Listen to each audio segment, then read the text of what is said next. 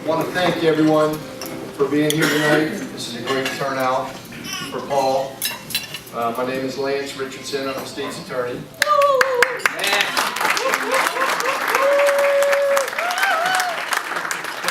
I texted Paul earlier and said, do you want me to say a couple words?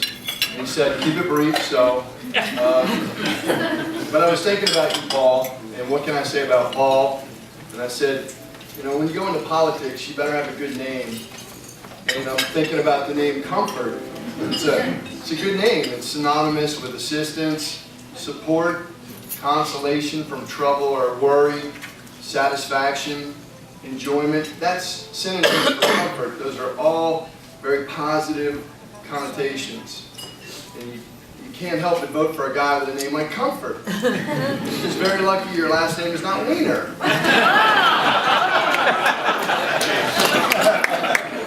I also want to personally thank Paul for not running against me for state's attorney. Paul is a person, he's a very wise man, he's a family man, he's a deeply religious man, and that's the kind of man we need in office these days. It's not typically what you see in a politician or a lawyer, so but we're very pleased to have a candidate like him. And I can say Paul is definitely the most qualified candidate for District 1 County Commissioner. I live in District 1. Most people don't know where it is. It's North County, Churchill, Sudlersville. But this is a county-wide election, so we need you to spread the word throughout the county. Kent Island. Paul was previously the county administrator for Queen Anne County, and I can tell you that's a very important position in this county. He handled the budget, he dealt with department heads, projects, everything. He did all that.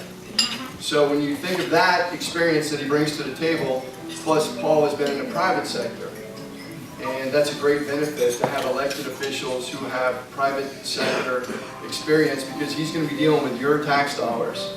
And he's not simply going to raise your taxes to deal with the government's needs. That's not going to be his platform. That's not going to be what he wants to do. He's going to bring his values as a person, his knowledge and experience to serve you, the citizens of Queen Anne's County. Obviously, you guys support Paul because you're here tonight, but I wanted to tell you this is a unique election for Paul because he's a Republican and both of his opponents are Republicans.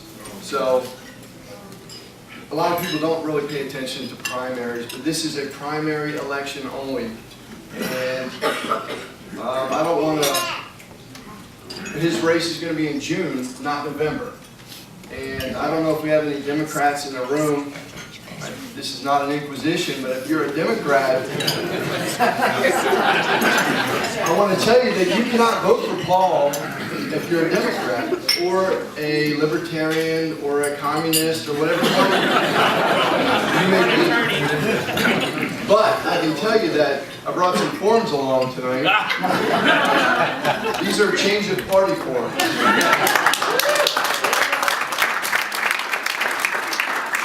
Very simple to fill out, and it doesn't cost you anything. And you have up until June 3rd, believe it or not, to change parties. And he needs your vote. So I would ask you to grab one of these forms. I brought a stack of them. I'll leave them up here. I work right next to the Board of Elections, so I can get their stuff. And I can tell you, if you are a Democrat, and we welcome you, I was once one, but we welcome you to change parties, and I can tell you that in the general election, you can still vote for whoever you want. Because you switch parties here, you don't have to go out and buy guns or do Republican stuff. We're happy to have you. So, early voting. I also brought some magnets that has dates in the primary. You can actually vote June 12th, 13th, 14th, all the way through the 19th. You can go to early voting and vote for Paul. The actual primary is June 24th. But the real elections in this county coming up are going to be the primaries. So if you're not a Republican, I would encourage you to switch parties to be able to have a voice in this election. And additionally, everyone here, I'm sure, supports Paul, but you also need to tell your friends, your neighbors, your in-laws, your Facebook friends, all those people about Paul and what he brings to the table and what he can do for Queen Anne's County. And we really all wish you a lot of success. You've got a great family. He's an educated, good man, and I think he'll do a lot for this county. So I wish you the best of luck. And now I will introduce my right-hand man, even though he's on the left, but Sheriff Hoffman.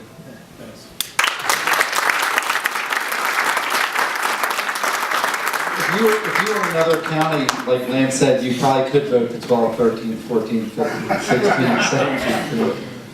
I have the honor of announcing the elected officials. If there's any elected official that didn't sign in, I would ask that at the end we'll give you acknowledgement. I apologize for not picking up your name. Elected office holders, we have Judge Joe DiPietro, the judge of the Orphans Court. We have George O'Donnell, previous judge of the Orphans Court. We have Kevin Waterman, Queen Anne's County Republican Central Committee. We have our famous Lance Richardson, our state's attorney. We have Scott McGlashan, clerk of the Circuit Court.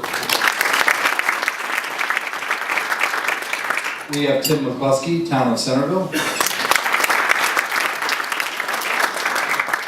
The Honorable Kim Kasha, judge of the Orphans Court. We have Senator Steve Hershey. We have an honorable mention today. We're very honored to have Warden Lalon Cook with us in charge of our Queen Anne's County.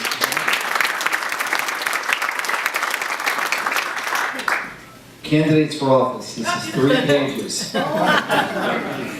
Candidates for office. We have Scott McGlashan, clerk of the court. We have Phil Dumanel, county commissioner. We have David Olds, county commissioner. We have Dick Sassi, state senator. We have Joe DiPietro, judge of the Orphans Court.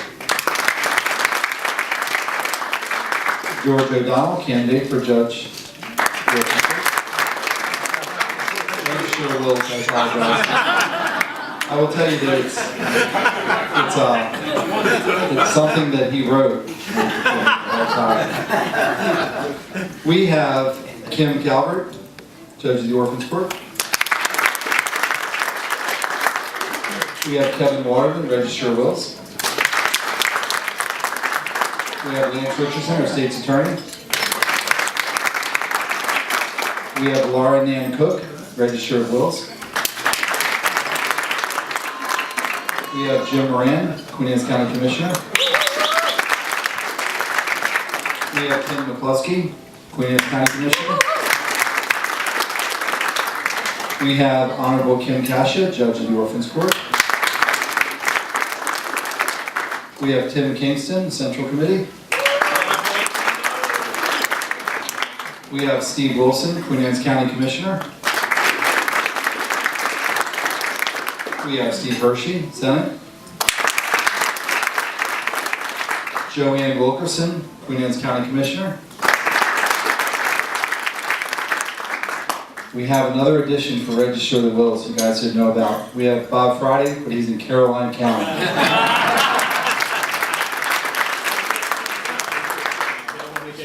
Thank you guys very much. If I could, the Honorable Scotty McGlashan.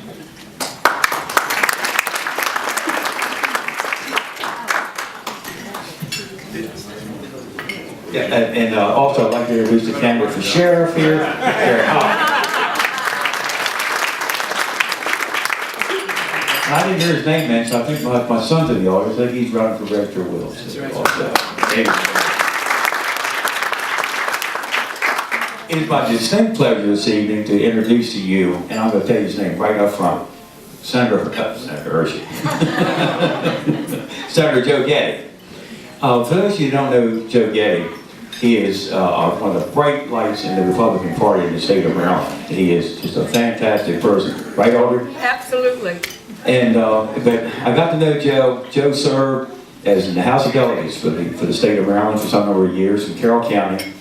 I got to really know Joe when he went to work with Bobby Early in Annapolis. And Joe did a fantastic job with us. Joe, thank you for what you did there with the governor, and which it's my governor. I truly believe that. And but now Joe has become a senator from Carroll County. Now Joe is a graduate of Washington College, and Joe will deny this, ladies and gentlemen, but I worked very closely with Joe when Joe's house became constitutionally senile. Joe worked with us, and we got the Honorable Tom Ross on the bench. So thank you for that, Joe, both for the county and personally for this clerk. But Joe, if you have any historical questions, here is the man right there. He puts out an email, and I know Joe DePietro and I were talking earlier. And but you stop and think about this now. Joe is from Manchester, up in Carroll County. And he has a great uncle, his great uncle, great uncle, that he has his diary. His great uncle made a little trip from Manchester to Gettysburg, Pennsylvania, to listen to a President of the United States deliver the Gettysburg Address. Now, I think that is fantastic. Thank you, Joe. But thank you for what you continue to do in Annapolis. I truly, truly mean that. And ladies and gentlemen, without further ado, Joe's got a few comments for us. Thank you, Joe. Senator Joe Getty.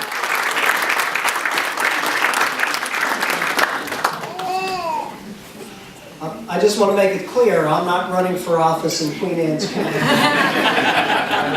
But at my next fundraiser, I want Lance and Scotty to be there and do the introductions, because they were very good introductions. I'm here, Paul asked me to come offer some comments from the Maryland General Assembly. As Senator Hershey knows, it's not a pretty place right now. And our saving grace is that within 10 months we will have a new governor of the state of Maryland.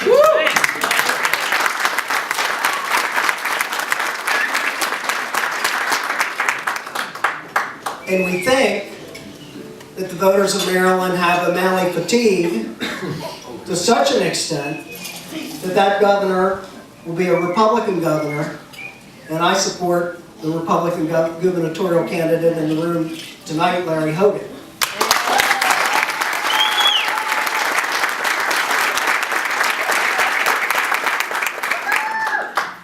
But I'm here to offer some comments about my good friend, Paul Comfort.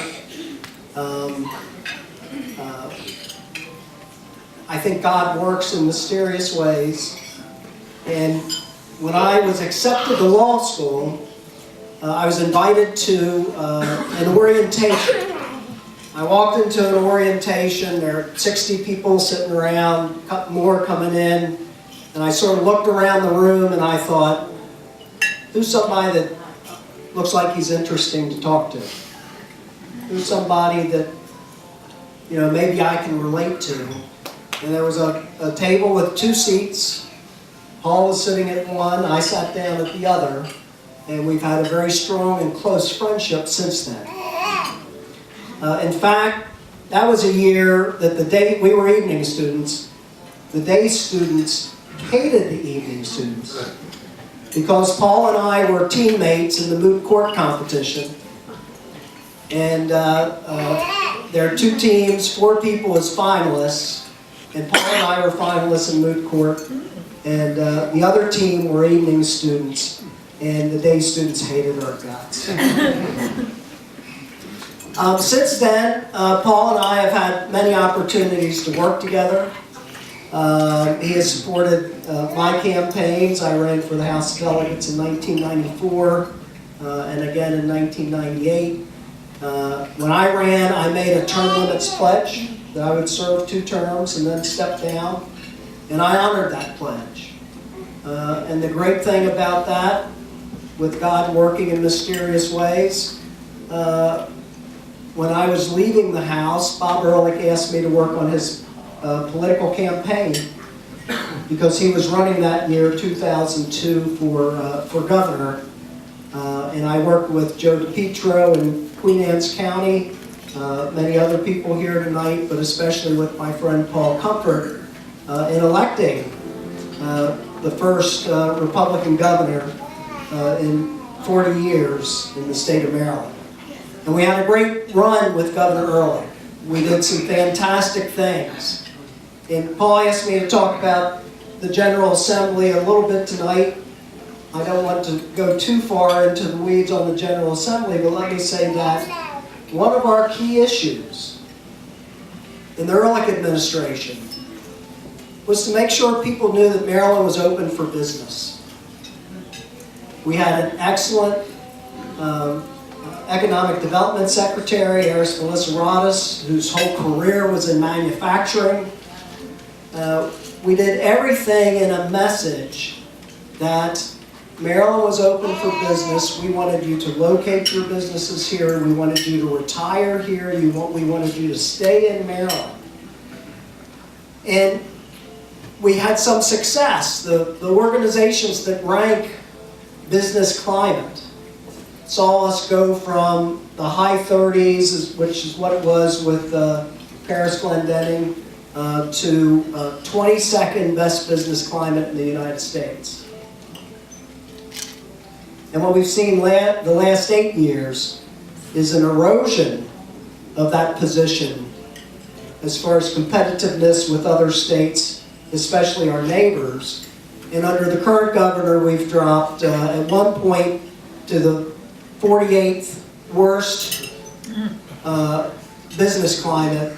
And I think right now we're about 43rd, 44th. So what I'd like to see, and it happens at the local level with our county commissioners, it happens at the state level, we need to rebuild Maryland's economy. We need to start at the grassroots. We need to focus on having low taxes and doing everything we can to make business thrive. And in Queen Anne's County, I think Paul Comfort's the guy to take the lead and take us there.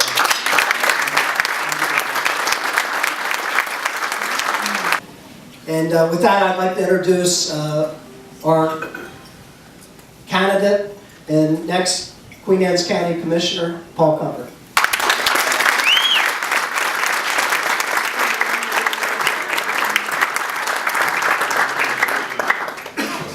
Well, thank you. Thank you, Joe. Hey, thanks for being here, everybody. This is a great turnout, isn't it? Yeah. I want to thank our sponsors for tonight, everybody that came tonight. We really appreciate it. Some folks put up some big bucks, so I want to make sure we acknowledge them. First off, I want to acknowledge Annie's Restaurant, Mike and Helen Katinas. Thank you so much for hosting us here tonight. And, what a beautiful place, huh? Like I said, a wonderful place for this. Bowling Electric was also a gold sponsor. I want to thank them. Our other sponsors were Gary Mangum and Adjust First Chiropractic, GMH Image, and Hillside Hotel. Thank you so much.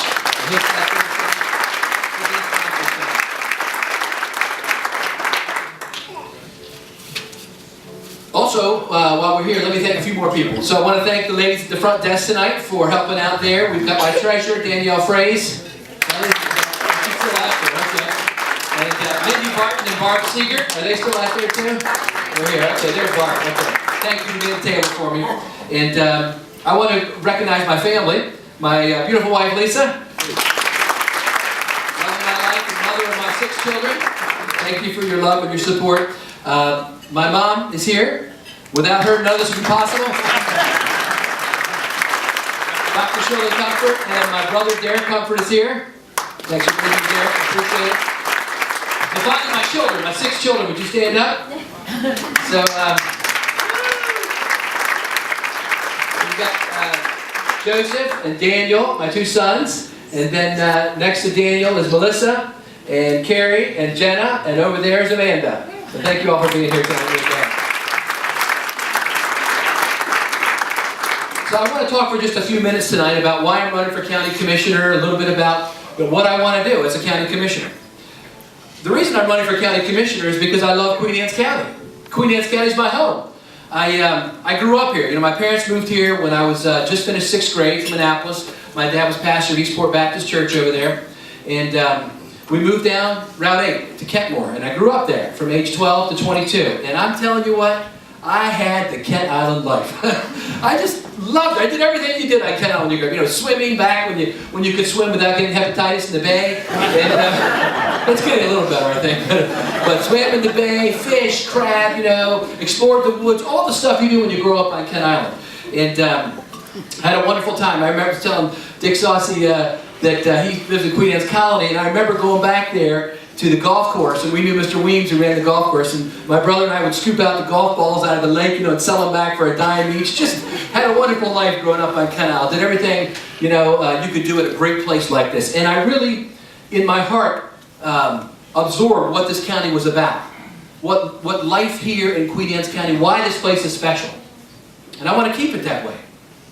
So I grew up here, and then, you know, when I graduated high school, went to Chesapeake College, got my Associate of Arts degree there, became president of student government, you know, worked on campus, played baseball, did all that, then commuted to UMBC, and then later, with my Juris Doctor, like Joe was saying, commuted up to University of Maryland Law School, got my first real job right out of college for the Queen Anne's County Department of Aging. Remember Irving Pender, the Department of Aging, and moved to Sudlersville when I married my wife, for the only house I could afford in the county. Barry Waterman was my realtor 26 years ago, helped me buy my first house. And we started raising a family there right on Miller Street, started having kids. And remember while I was there, we helped start the county-wide bus system here in the county with grants. And we had 50 businesses, including, I think, Andy's way back then, and several other businesses in the Kent Narrows, donate money to help us start a public bus system here in the county. That was a real public-private partnership, and we got it going. We called it the Shore Hopper Shuttle. Went all around here as part of the county-wide bus system. And eventually we had enough kids where we needed to move to a bigger house, so we moved down outside of Centerville, outside of Roosburg, where I live now, into Deans Meadows. Had a few more kids there, and ended up with 6 of them. I always tell people I'm not Catholic or Mormon, we just like a big family. So I've lived in, this county is my home, and I've lived in all 3 major parts of it. I grew up for 12 years on 10 years on Kent Island, then Sudlersville, the northern part, and now I've lived in the middle part of the county for over 10 years, and I feel like I really know this county. I know the people of the county, I know the concerns from, you know, down Route 8, whether it's a sewer issue, to up in Sudlersville, we built a statue for Jimmy Fox, and everywhere in between. And I think I can represent the county well, even though I'm running from District 1, everybody votes, like Lance said. So I really want to, this love of the county, what I want to do, and this is my slogan for the campaign, is I want to keep Queen Anne's County a great place to live, work, and play. Does that sound good? Yeah. I want our neighborhoods to be free from the fear of crime. You know, we're starting to get a little bit of that over the bridge now, right? It's coming over. We've got a great sheriff and a great state's attorney. So if I'm elected, I'm going to work closely with them to make sure we keep it that way. I'd like our schools and our parklands and our county services to be the very best they can be. So I'm going to work with our school board, the superintendent, the teachers, and the county employees to reach new heights of excellence and efficiency and customer service in our county government and our service to the citizens. I also want our children and people like us to be able to work right here where we live. Wouldn't that be great? Unfortunately, like George O'Donnell and I were talking about the other night, only 20% of the people who live here can work here. Did you know that? The latest statistics show that 80% of the people who live in this county have to commute out of the county for work. 86. I'm one of them, my son is. How many of you have to leave the county every day to go to work? I'd like to leave. Well, I think it's a travesty. And if elected as commissioner, I will work with my fellow commissioners and our local business leaders in the Chamber of Commerce to create a better plan to attract and expand businesses here in Queen Anne's County. How about that? Now, you may recall, when I was county administrator, I decided, I asked the commissioners, can I also take on the hat of Economic Development Director? Because I felt like we needed to do more. And they said yes, so I did both things for a while. And when I was Economic Development Director, I moved the office from down in Kent Narrows right up to the Liberty Building. And we put the Economic Development staff right in the Commissioner's Suite. Remember that, those of you who were here then? We wanted business development, economic development to be the centerpiece of what we were doing in Centerville. Because we understood that if we can increase business in the county, it will create a better life for everyone here and help lower our taxes, right? Because businesses pay for themselves. I know you all know this, but 50 cents or more of every dollar that we pay in taxes go where? To education. Families create children, businesses do not. So when they pay their taxes, they're almost paying like double what a homeowner pays. So they help cover all of our taxes and help lower our taxes on our homes when businesses prosper. That's why it makes economic sense, as well as good sense for all of us who want to work here and have a better quality of life. So what else did we do? Well, I worked with the Economic Development Commission. You might remember Steve Ahrens was chairman at the time when I was Economic Development Director. We worked with DBED, the State Department of Business and Economic Development. We said, what can we do to attract business here to the county? We need to create some more locations. We already had the Kent Island Business Park. We decided to create one in some land that was given to us by the state at the Mattapique, at the Bay Model. Remember the old site there? So we were going to create a maritime business park there. Spent a lot of time and effort putting that together. Unfortunately, it never finally came together, but now it has morphed into something else, and finally, we do have a business park there. I also worked to create with the commissioners a new land use plan for Y Mills. Some of you might remember that. Had it all gone forward, we had the opportunity to create a medical tech park there. We were working behind the scenes with Shore Health, University of Maryland, etc., and there were some very exciting things that could have happened. Fortunately, after I left the county service, it got delayed and finally shelved. Also, I didn't see Al Helfenbein here, but he had a bright idea about 15 years ago, and he said, let's go international. So we did. We investigated, we went into international business, we opened up an international partnership. You remember I led a delegation to China, and I was there for my 41st birthday in Suzhou, China. We created a sister city relationship that still lasts today. Yeah, I was just at a celebration I got invited to by the Board of Ed a couple months ago at Chesapeake College, and they're still sending teachers from the Board of Ed and from the college back and forth to Suzhou, and there's more businesses that can continue to prosper through the international connections. So I've developed, even as an appointed official, a record of being pro-business. As an elected commissioner, where I can actually make policy and not just administer policy, I want to do even more. What else can we do? Well, how about this? How about, first off, government should do no harm to business. How's that? We should ensure the county government and its regulations allow businesses to succeed and provides them prompt, courteous service, from the Planning and Zoning Department to Economic Development to assisting them with other state agencies. It's really ironic. Just today, my son Joseph is a project manager with an electric company that does electric work, and he was telling me about the trouble he had getting a permit pulled in another county of the state. He's been there 4 times now to pull a permit for a small project, and every time they tell him he has to bring a different sheet of paper. It's like the NPA. You know how every time you go there they want something you don't have with you? Well, that's what it was getting a permit. He was there today 4 hours, brought everything the guy told him yesterday to bring, and there was still a problem at the end, and he couldn't get it. 4 hours his boss had to pay him to sit there to pull a permit to make this economy roll. He's a producer. We've got government standing in the way of producers, and we need to stop it. We need to make sure government does no harm to business. When I was here, we developed a business liaison program in the Planning and Zoning Department. And that person was there for a reason, and that was to help existing and potential businesses who want to come here to navigate sometimes the arcane rules of land use. Well, I think we can do a lot more with that. We need to have a business liaison so that when a business owner who told me a story about Queen Anne's County just a month ago, bought a business and wanted to just know how much parking he could get there and couldn't get an answer. That's outrageous. That won't happen if me and some of the other pro-business commissioners are elected. I can guarantee you that. What else can we do? Well, one idea I've had is I don't know why we don't hire a business recruiter. Why not hire a business recruiter? We can outsource it to the Chamber of Commerce if we needed to, have that person go out and kick down the doors and find other businesses that want to come here to Queen Anne's County and locate here. Isn't that what economic development is supposed to be about? Bringing in good quality jobs here and helping the existing businesses here grow their base and find new opportunities. We could pay them on a commission basis if we had to. We need to have some fresh ideas, some energy behind our economic development efforts. Something else we might want to do is work more closely with our Chamber of Commerce. I think the county, when I was here, we worked very closely. I'm not sure how well we've worked together over the last few years here, but I know if I'm elected, I want to work closely with the Chamber of Commerce to help our existing businesses grow here as well.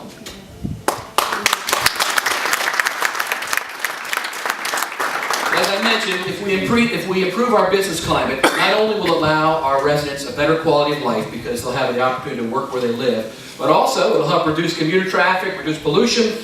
It also improves, when people can work where they live, it improves the volunteer environment, right? Because If folks are going to work at 6 in the morning and getting home at 7 at night, they're worn out, they don't have any opportunity to volunteer in their community. But when you work right here where you live, you can go to the after-school events, you can chaperone, you can do all kinds of things. When there's jobs here in the county, it increases the cultural value, the cultural life of the county as well.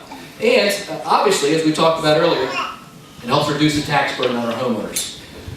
So finally, I want to talk about one other thing, and that is making county government more efficient and effective. When I was county administrator, both here and in Charles County, where I served for a couple years with a really big county government as their county administrator, one thing I heard everybody say is when I call to any agency in the county government, I get the runaround.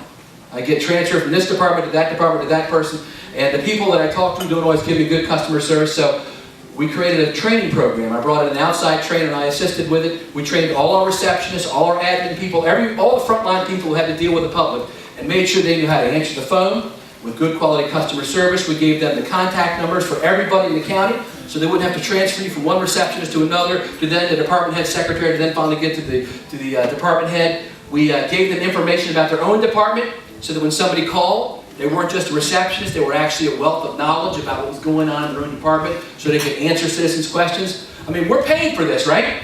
We ought to get good quality customer service. So that's the kind of thing we've done to try to make the county government more effective. Now on efficiency, as Joe mentioned, we county administrators do the budget, and the way the budget process works, if you're not familiar, is the budget is the biggest thing the commissioners do every year. It's the biggest policy document because you put your money where your mouth is. And so as the commissioners work on adopting the budget, it comes from the ground up. The department heads meet with their staff, the agency heads like the sheriff or the state's attorney meet with their staff, and they develop a budget submission. They submit that to the county CFO. When I was there with John Borders, a brilliant man, and he and I would work together, and I would go line by line over every submission that every department head gave us. It's the biggest thing I did every year. I mean it, line by line. It was basically zero-based budgeting. And we had meetings with the department heads, and with the agency heads, the superintendent of schools. Sheriff Hoffman can tell you, we didn't always agree on everything, because he would ask for things, and I'd say, you know, Gary, I don't know if we can afford that this year. We can't afford 20 new cars. Maybe we can afford 6 new cars this year, or whatever. We went through line by line, every line of the budget. This was the Board of Education. This was Chesapeake College. This was all of our county departments. It was the health department, the library, the sheriff, everybody. Because everybody gets a piece of action, believe me. The county commissioners have very little discretionary money. Most of it is assigned out to other departments. But we made sure we looked at their capital budgets, their operating budgets, and what I would do then is, after I meet with them, I'd get some direction from the commissioners, and we would basically submit to the commissioners several options. Option 1 was what the department or the outside agency wanted. The inside agencies, I could cut them down to the core as much as we could and still continue service. The outside agencies, we'd give them most of what they wanted in the original submission. Then I would submit to the commissioners an administrator's recommended budget. And then we would even do a third budget sometimes that was over here, which was even cut more if the commissioners needed to cut more. And you know what we were able to do? We were able to reduce taxes several times. We got our property tax in Queen Anne's County down to 77 cents per $100 of assessed value, the 4th lowest in the state at the time. And we did it without draconian, budget cuts, 10% across the board, or these things that don't really work, because we analyzed everything in every department, and we merged departments, we merged programs, we got efficiencies, we made government work better, and we did it cheaper, which is what you're supposed to get, right? More for less. That's the kind of efficiencies we need to continue to see in our county government. I also work with, for a couple of years, I also served as the county's human resources director while I was county administrator. I wanted to do more there. And I saw that our workers' compensation program in the county, the costs were through the roof. I couldn't believe the price we were paying for workers' comp. So I got in there, I analyzed everything, put it out to bid, changed providers, went to the Hartford, and we developed all kinds of new safety programs for the county. We had an activated safety committee, we brought in an incentive program, we did other safety programs where, tool chest talks for the guys out of public works, etc. Did all kinds of things to improve safety. And we dramatically improved the safety for our county employees, and in result, we got $2 million in refunds back from the Hartford for our taxpayers from the money we paid out for workers' compensation. Again, looking for efficiencies in state government. Finally, you may recall that one thing I kept hearing from folks when the commissioners would go out is people say, look, I don't have time to get involved in county government. I don't have time to come at 6 o'clock at night on a Tuesday night to a commissioners meeting, or I can't come during the day because I'm working, but I do care about county government. So I told the commissioners, why don't we start a public television station? And it turned into QAC TV7, which we have now. and we used cable access funds, no tax dollars, just the funds the cable company gave us from the franchise fees, and we created a great television station that, so now, if the person couldn't get up there to a commissioner's meeting, they can go home and watch it at night. If you can't get to a planning commission meeting, you watch it home at night. Or if you can't get to the Board of Ed, you can watch it. All kinds of other programs. Now they can put it on the computer. So we can open up and shine the light on what was really happening in county government. So our citizens could become a more informed electorate. And again, we did it with cable access fees. It was so successful that in 2007, I was awarded the Cable Telecommunication Association of Maryland, Delaware, and DC's Legislative Award for that year. It was a great program. It's still going great in the county. And one other quick note, while I was there, I had the honor to serve as the president of the Maryland County Administrators Association for 4 unprecedented terms with all my fellow county administrators. So all that to say, I know how county government works. And if you elect me as your county commissioner, I will not have to do on-the-job training. I will know from day one, when I hit the ground running, I'll be able to start working for you, the citizens. And you know what will be in the back of my mind every day when I'm sitting at that platform? What's going to help this county? What's going to help this county be a better place to live, work, or play? And every decision I make will be geared around those 3 primary principles. Will this make our county a better place to live? Will it make our county a better place to work? And will it keep our county a great place to play? Because face it, our whole county is an eco park. We don't need one given to us by somebody. Our whole county is. We want to keep it that way. And so those will be the guiding principles I have if you elect me. Now, as somebody mentioned, I'm going to need your help. I've got 2 opponents, and so I ask you to remember this year's election is all about June 24th. It's not about September like it used to be, or about November. For me, at least in the 1st district, there's no Democrat running. There's 2 other Republicans, and I ask you to remember me when you go for your vote. Hopefully I've answered your questions tonight, and I thank you for your support. Thank you.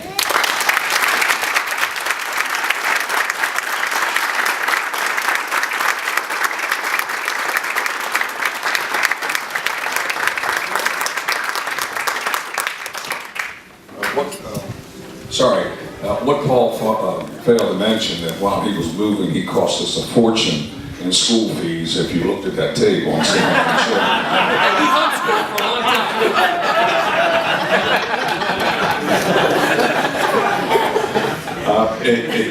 this is an absolute honor to have Paul here this evening. He's a longtime friend and a longtime associate, and he certainly helped to contribute to the success of Annie's Paramount State Seafood House. And we appreciate everybody in Queen Anne's County that lent us a hand during the time that we got started here.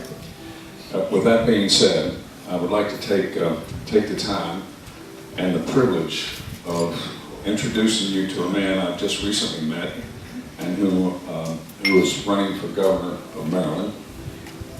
He is a wonderful gentleman. I'm counseling him on his body language right now. Larry Hogan, where are you? Right here. Would you please come up and say a few words?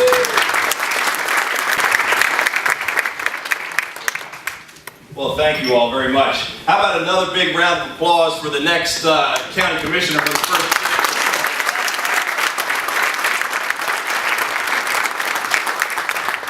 He's kind of a tough act to follow, you know. I got a bad spot on the program following him. The energy level, one thing, he's a little slow talker, isn't he? Let me tell you, it's wonderful to be here in Queen Anne's County. It's great to be here. It was very unusual for me because I've been in lots of other counties, and I'm not used to having you take 15 minutes to introduce all the elected Republicans and the candidates. So,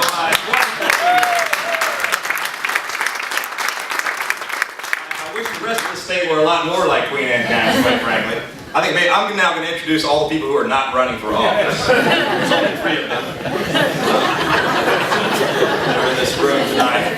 I started out the week here in Queen Anne's County. This is my 2nd trip this week. This is a great event, Paul. It's great to be here, but I had a more fun event. I got a personal invitation by Gary Mangum to come over to his house on Saturday afternoon, his little house down the road, and get the tour. But we went out on the range and shot some guns, and that was a blast. So thank you, Gary. It's great to be back for the second time. I'm sorry, but I gotta say Go ahead. this. First time with a rifle like you shot, 30 for 30 hits from 75 yards. Wow.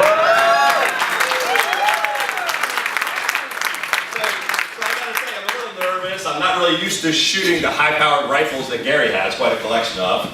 or 75 yards. And you know, it's an expert marksman, right? 30 out of 30. It was beginner's luck, but it was fun. I'm happy to be here. Joe Getty, who spoke earlier, he and I served in the Ehrlich administration. Terrific guy. Let me tell you, he does a fantastic job as a leader in the Senate. And thank you for being here to support Paul. Audrey Scott is one who we really didn't properly introduce. Audrey Scott is the former, we also were cabinet secretaries together in the Ehrlich administration, Secretary of Planning. She's the former mayor of Bowie, and which is, I think she's very proud of, and our former state party chairman. So Audrey's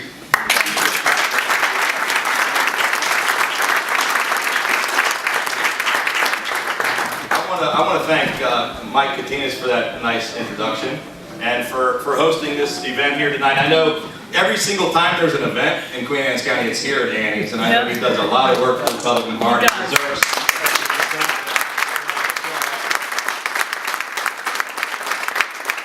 I want everybody to take out their pens and their calendars, or I guess maybe your smartphones, and write this down, because I'm going to be back here at Annie's. Mike is going to host an event for us 3 weeks from tonight. So come back again on March 20th. It's the first day of spring, and we're going to have a great event right here at Annie's. So please, I'm going to have Paul as my speaker, maybe. There's a lot of elected officials. You have fantastic representatives here at the county level. You've got some great people representing you in Annapolis. Senator Steve Hershey is here. Steve just recently moved to the Senate, did a great job in the House. Proud to be his friend. He's also from Bowie, by the way. He's a former, he and Audrey go way back. I'm a Prince George's guy originally as well. He was in my den, my Cub Scout den. He was in your Cub Scout. I'm going to write that one down. I'm going to use that one, Audrey. Yeah, Thanks. that's true. And you know, they say behind every good man is a good woman. Steve's wife, Wendy, is working in our campaign. So she does a fantastic job. I want to thank each and every one of you for coming out here tonight to support my friend Paul Comfort. He's going to make one heck of a county commissioner for you. He's been a friend of mine for more than a decade. We met during the Ehrlich administration. I had the opportunity to appoint him to a couple of important jobs at the state level, and got to know him pretty well. And you know, I don't think you could possibly find a more qualified guy to run for county commissioner. You know, where are you going to find somebody running for county commissioner that's actually been the county administrator and ran the county government on a day-to-day basis? You know, prior to that, he was the economic development director, did transportation, all the other things that he said and that Joe said that you've heard about. He's a pro-business guy who cares about taxpayers, who knows how state government runs. He's not a career professional politician. He's a guy that knows what it's like in the real world. And I just want to thank all of you and give another round of applause. He's going to make a great county commissioner, and I'm proud to be here.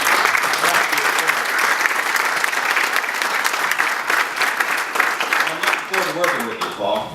I'm sort of like Paul. I'm not a professional politician. Haven't spent my entire career in office. In fact, I've never held elective office.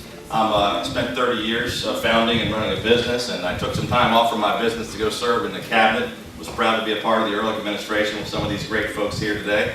And I've been involved in civic activities and leading reform efforts and tax limitation movements and things for many years. But I'm just an average guy who's fed up with politics as usual in Annapolis. And back in April of 2011, I founded a nonpartisan grassroots organization called Change Maryland that just started out with me and a few friends that were kind of angry about what's going on.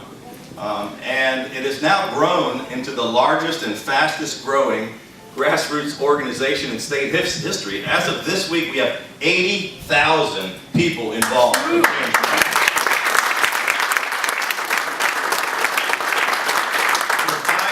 5,000 more have just joined in the last 30 days. And you know, our organization was founded, I started this group because I was fed up with what was going on in Annapolis. And I felt that we really needed a kind of an independent, bipartisan voice that would advocate for common sense, fiscally responsible government, the same kinds of things that Paul just talked about. And we've sort of been leading the fight on some of these issues for a long time, and I think that we're making a difference. I want to just touch on, because we have some Ehrlich administration folks, what it was like when we were back there. Just think back to 7 years ago. And the state, we had $1 billion cash surplus. The state was in the best fiscal shape it had been in decades. And here we are 7 years later, and just a quick summary, I don't want to talk too long, but over the past 7 years, what's happened? We've increased state spending by $10 billion. More than $1.5 billion every single year since this new administration has been in power. Last year, the National Governors Association said that we increased spending higher than 46 other states. Only 3 states in the whole country increased spending the way we did. So how did they pay for all that? Well, 40 consecutive tax hikes is how they paid for it. And those 40 consecutive tax hikes have taken an additional $9.5 billion out of the pockets of struggling Maryland families and small businesses. And we're on track to, that's going to increase to $20 billion just with the current taxes that they've already passed that are automatically increasing by the end of the next term in 2018. The state is way off track, headed in the wrong direction, and our very economic future is at stake. My organization, Change Maryland, took a look at this. We're the first ones that total up the impact of these taxes and to study what actually what happens to a state when you increase spending by more than almost anyone in the country and you raise taxes 40 times in a row in the middle of a bad economy. Well, not good things, okay? We've lost 10 of our 13 Fortune 500 companies out of the state. You know, more importantly, we've lost 6,500 small businesses and 100,000 jobs over the past 7 years. Taxes. We did a taxpayer exodus study. How many people, I'm interested to see a show of hands. How many of you know someone who's moved out of the state or is thinking about moving out of the state of Maryland? Raise your hand. Now look around the room. Everywhere I go, everywhere in the state, every single hand goes up. And so everywhere I went, people would say, as soon as we can sell our house, we're moving. As soon as we can retire, we're moving. As soon as we can find another job, we're moving. And these are people that love the state of Maryland. You know, there's so many great things about our state, but they can't afford to stay because of what's been happening. And that's what got me motivated and interested in this. We did a taxpayer exodus study that showed that we have had the largest mass exodus of taxpayers of any state in the Mid-Atlantic region, one of the worst in the entire nation. 31,000 Maryland taxpayers have voted with their feet and headed for the exits, taking with them $1.7 billion a year out of our economy. You know, we can't continue heading in this direction. We can't, the state of Maryland cannot afford to continue heading in this direction. I think it's time that we said enough is enough. And I think it's time that we put Maryland on a new course. And that's why just a few weeks ago, 30 days ago, I announced my intention to become Maryland's next governor.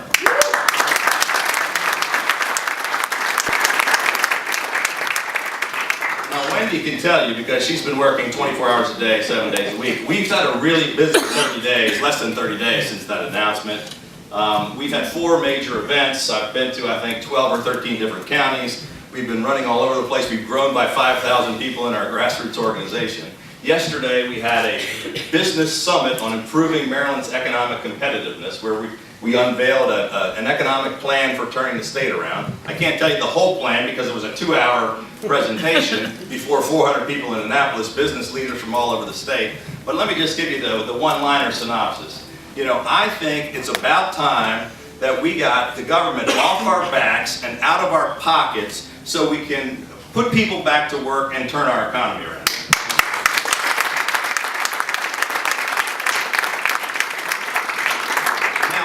The first 3 weeks of campaigning, 2 polls came out. The Baltimore Sun, Washington Post, both show us with a 2-to-1 lead in the Republican primary over guys who've been campaigning for over a year.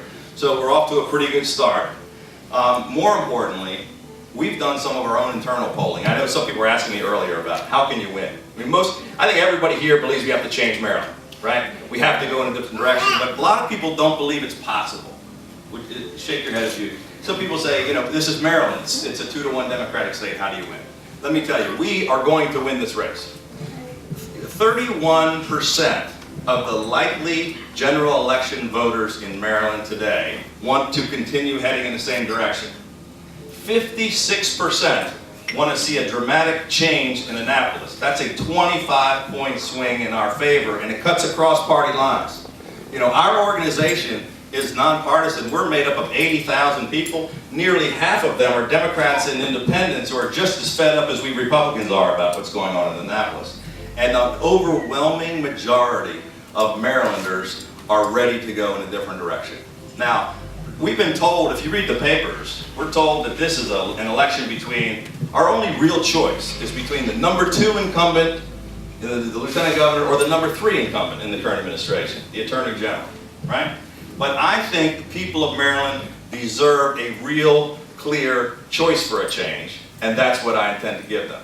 And I don't think there's any way possible that those guys are going to be able to convince an overwhelming majority of Marylanders that they represent a dramatic change of direction for Maryland. And I don't think that the voters of this state are going to want to vote to give another 4 years to the people that have run the state into the ground over the past 8 years. How about that? Do you agree?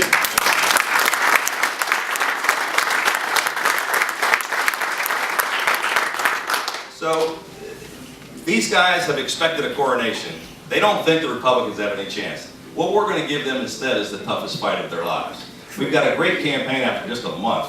Let me tell you, we're going to put together a winning effort here. We put a tremendous team together. We've got support all across the state. We've got thousands of people engaged in every single county. And I just know that the timing is right. You know, if you look back to the 2002 race, some of us were, a lot of people were involved in that race when Bob Ehrlich's been a friend of mine for 30 years. I gave him his first job in politics. It was really exciting when we took over the state, when nobody believed it was possible. But there was 8 years of Glendenning fatigue, and people were really ready for a change, and you had a weak lieutenant governor. And no lieutenant governor's ever been elected in the history of the state, by the way. This time, we have the polls show not just fatigue over O'Malley, but real anger about O'Malley. Way worse than I never thought we could possibly have a governor worse than Glendenning. But O'Malley has passed it. He has passed it. The voters want to see change.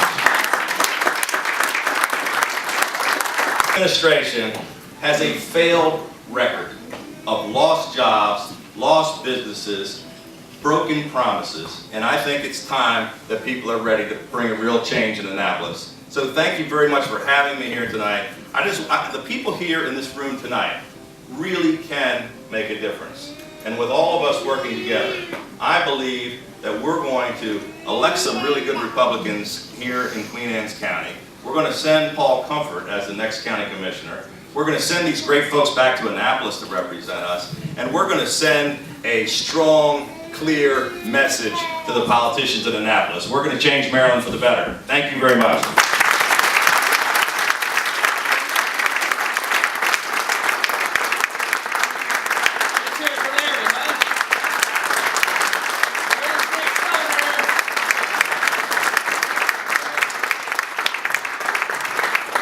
Thanks, Larry. Yeah, it was, you can see why I invited him tonight. I think he's going to make a great next governor. And he's got the right background and the right vision for our state. And he's got the technical competence and the know-how, since he already served in government, to actually make it happen. He also won't have to learn on the job. That's what's great about him as our next governor. So we're almost done. How was the dinner? Was everything good? Yes. Let's thank Mike and the restaurant guys here for a great dinner. You know, there's one other person I wanted to recognize, and that's Joe DiPietro. Joe, stand up. Joe turned this county from Democrat to Republican about a dozen years ago. He spent Saturdays and weekends going out registering people and turned us from one way to the other. This is the man that led the effort. He's the father of the Republican Party here in Queen Anne's County. I want to honor you tonight, buddy. Great guy and good friend. So here's what we're going to do. Some folks have said they want to get a picture with Larry. Larry, you going to be okay with that? Sure. Okay, so if you want to do that, we've got a great photographer here tonight, a good friend, Greg Harrell, right here. He is from GMH Images, and if you need a good photographer for your wedding or whatever, he's the guy to get. But he's going to take some photos tonight of him, and also Doug Bishop is here from the local newspapers. He wants to get a picture. If you want to get in the picture with a newspaper, where's a good place for us to stand, Doug? right here at the steps. So if you want to be in the picture, come up and stand here. You'll get a picture of us here for the paper. If you don't, stay away. And then we'll get pictures. I know some people don't want to be seen with politicians, but and then right after that picture, we'll go ahead and get pictures with Larry and anybody else, and Senator Getty. Really, nobody mentioned this, but Senator Getty is the Senate Minority Whip for the state. So he is the #2 man in the Senate for the Republicans. And a great advocate. He and I used to lament the fact that we didn't have good spokesmen for the Republican Party's viewpoints. We didn't have anybody who could articulate what we really believe and why we believe it. Well, I think we've got a great guy in Senator Getty, and also Senator Brinkley, who do a great job, and in our next governor here, who can articulate our message and convince people through logic why they should vote pro-business, pro-Republican, what's in their own best interest. How about it? Thanks for coming tonight. God bless you all.